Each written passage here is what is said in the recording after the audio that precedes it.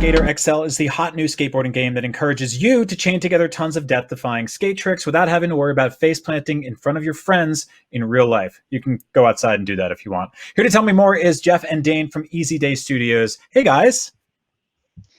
What's up? Happy Friday, Brian. Hey, Brian.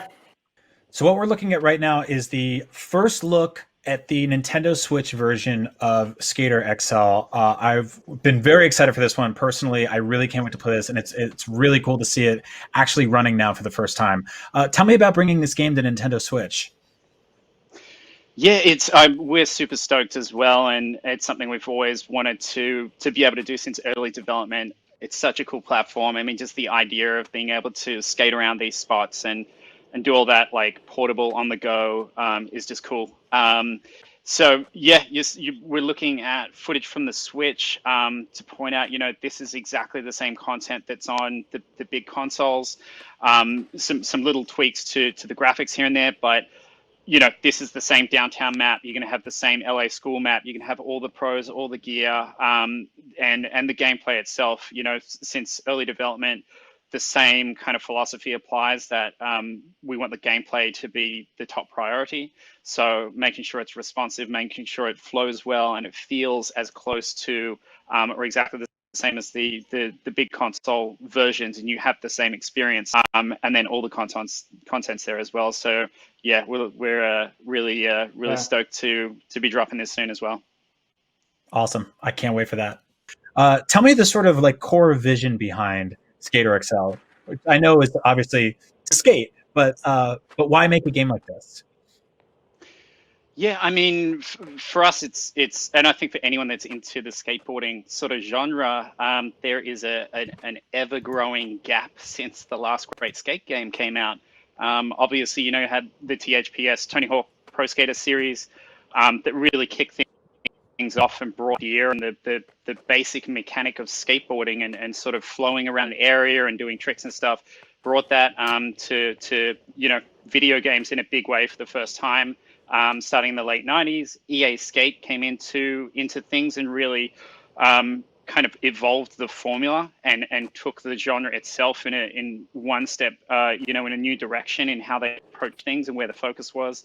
And that series certainly has just legions of fans. The whole sort of call for EA to make a Skate 4 has become a bit of a meme in gaming and almost in pop culture in general. And so, yeah, it's been 2009, I think it was when, 2010, I think Skate 3 came out, the last in the series. I think everyone was just expecting they would keep making more skate games and developing things, but that ended up being it, that there's been a 10-year gap in the genre.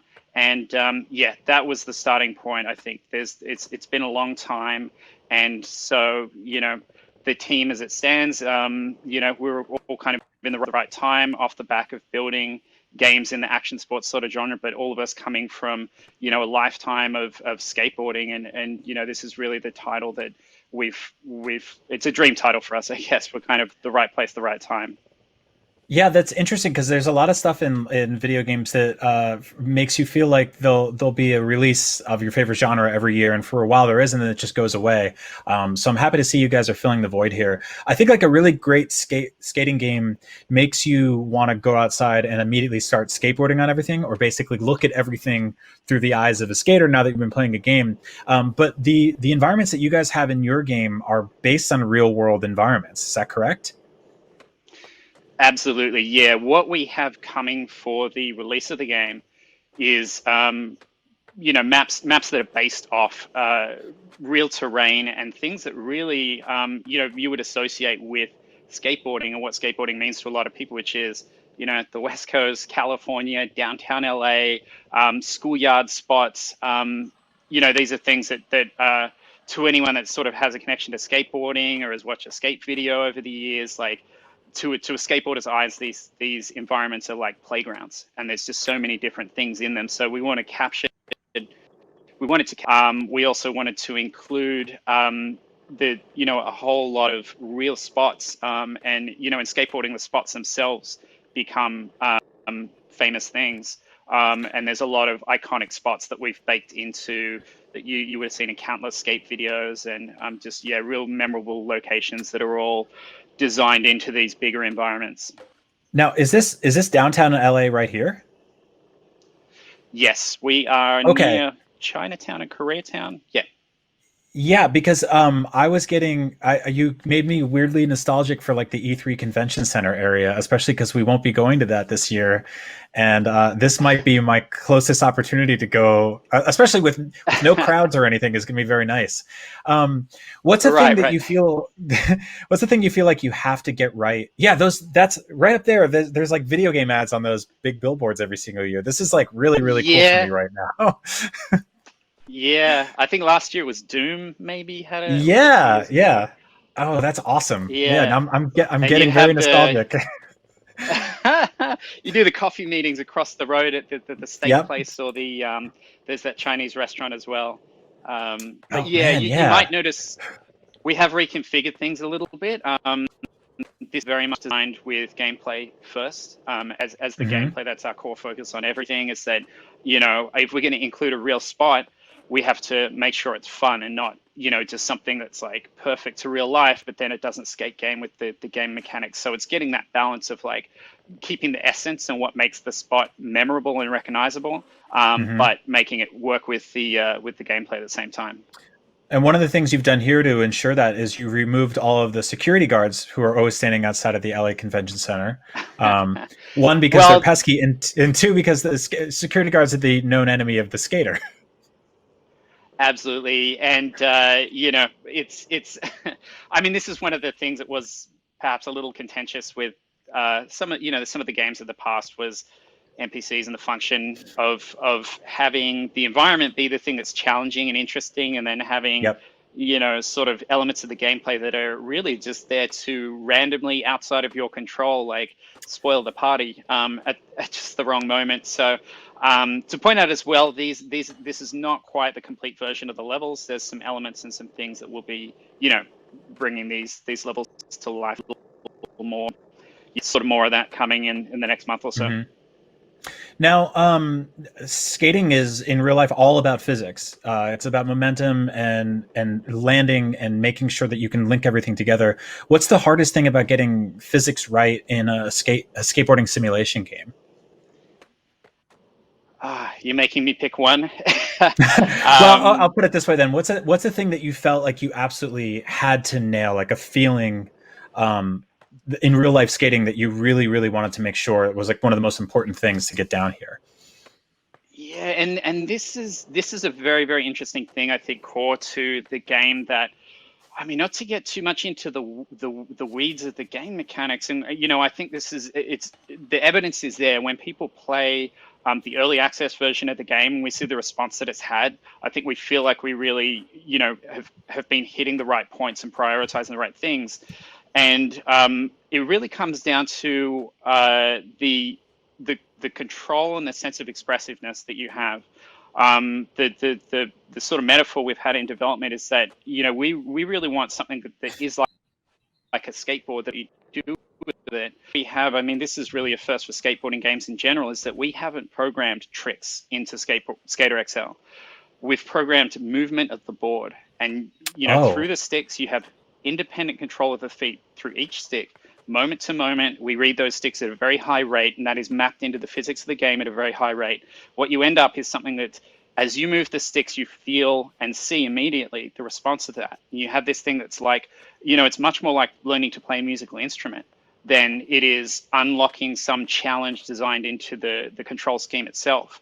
There was a well-known control gameplay designer from Ubisoft who did some great GDC talks some time back about expressive control design. A lot of that stuff we took to heart in that, that really resonated with us, is that there's something about skateboarding. There's a reason why things get, it's such an addictive thing, and a thing that around the world, this culture and this, there's so much more to skateboarding than just going out and, ticking some box of like you did a trick.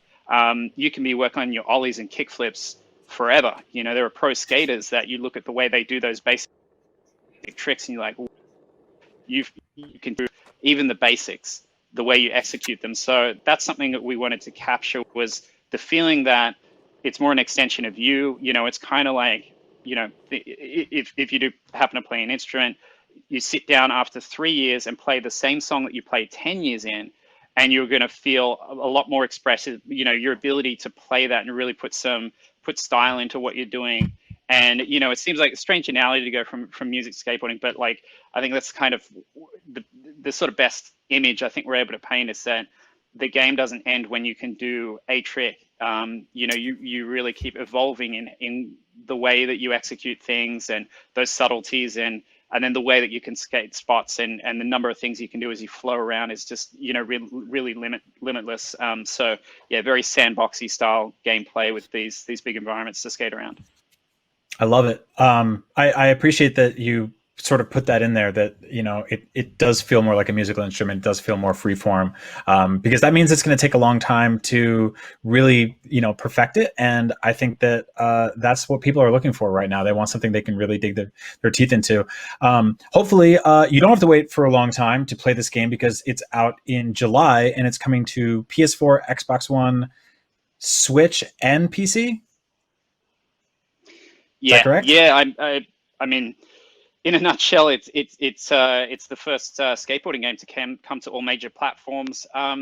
We keep saying since EA Skate, you know, in 10 years, but Skate wasn't on PC. So, you know, our goal is really to bring skateboarding, as it, you know, it seems to be having a little bit of a renaissance. It's going to be in the Olympics in 2021 now. The Olympics have been rebooked, but, you know, growing all around the world.